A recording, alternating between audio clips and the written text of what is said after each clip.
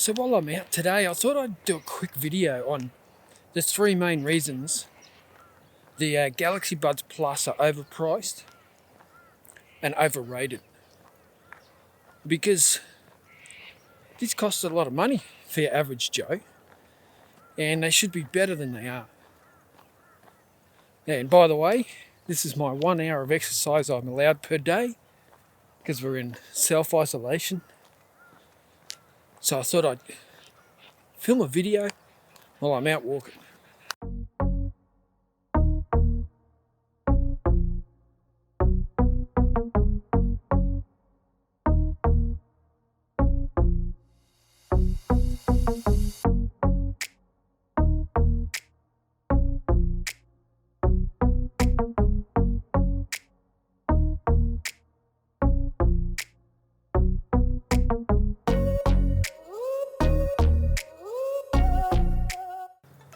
So the Galaxy Buds come in at about $300 Aussie dollars.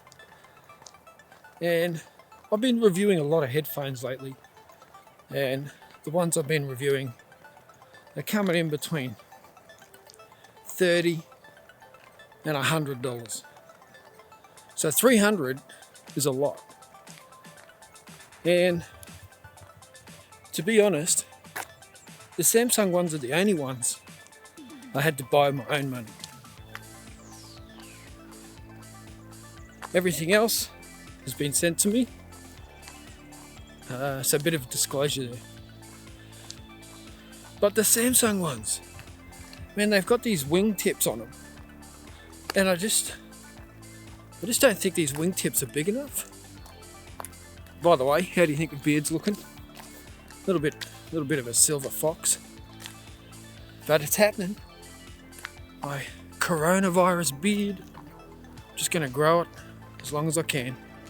Everything's shut. The gyms are shut. The pubs are shut. Cafes are shut. Everything's shut. Can you believe it? Everything. This pub is 110 years old. I don't think it's ever shut. Ever. Okay, so as I was saying, the Buds have their wingtips on them, and the wingtips are quite small. And the part that goes in your ear, the little bud part, is quite small as well.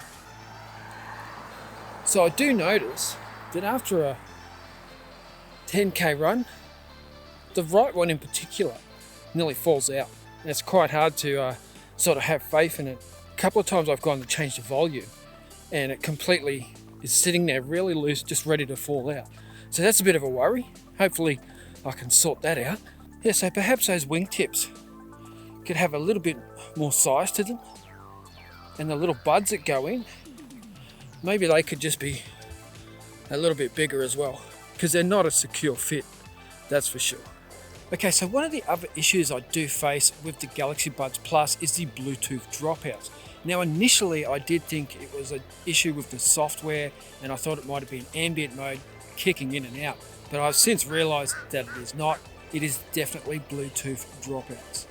So I actually run with my running pouch just below my belly button height, and whilst running, if I turn my head this way or that way, it is actually enough to disconnect the Bluetooth for a millisecond. And that's really annoying, because when I'm running, I'm always looking over my shoulder, left or right, crossing roads, crossing footpaths, just generally being aware of my surroundings. And to hear that Bluetooth dropping out consistently is really annoying and shouldn't come in at this price point. That should not be a problem. So the Galaxy Buds Plus also come with Bluetooth version 5.0. So I would have thought that would have made it a lot better and had less dropouts, especially with Samsung's clout and ability to fine-tune their products. So definitely disappointed with the connection. There's a peacock right there. Don't often see peacocks. Not around here anyway. Anyway.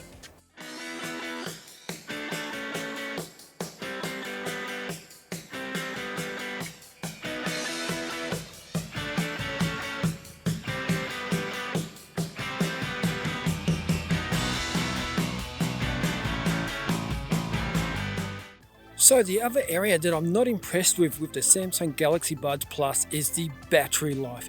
And I did make this clear in my main review, which you can check out, links down below if you are interested. But for me, there's two problems with the battery life. One, Samsung claims 22 hours of battery life, 11 in the case and 11 in the buds themselves. And I can assure you that you will not get 22 hours.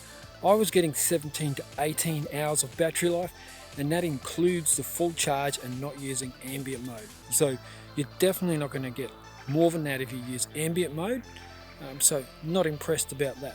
So another problem I have with the Galaxy Buds battery life is that the right one actually discharges about 10% quicker than the left one.